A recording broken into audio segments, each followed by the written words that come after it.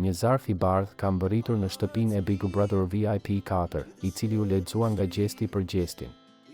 Gjesti pas kërkesës për një darkë me Eglin, vëllai I madh ju njofton se është momenti të shkoni në suite ku ju pret një darkë e organizuar për ju, lexoi Gjesti, ndërkohë që Egli u habit nga kjo gjë, por nuk bëri ndonjë reagim konkret, pasi Gjesti lexoi zarfin. Më pas Egli u largua drejt dhomës së rrëfimit. Më duket nuk po ma pranon ftesën, I tha Gjesti Rozanës, ndërkohë që kjo e fundit I tha që të shkonte të vishej. Pasi doli nga dhoma e rrëfimit, Egli filloi të bëhej gati për takimin, po ashtu edhe Gjesti.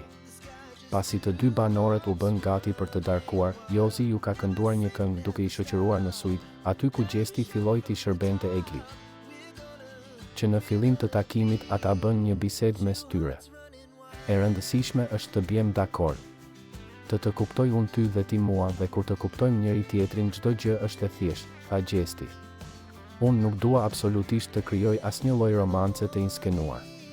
Kam patur kushedi sa raste brenda kësaj shtëpie për ta bërë dhe nuk e bëj kur atë gjë, jo për Big Brother po për 10 Big Brothera të tjerë. Ta di që për 1 milion euro. Nuk I them dikujt të dua. Nuk bëj skena dhe filma këtu. Ama kur erdhi.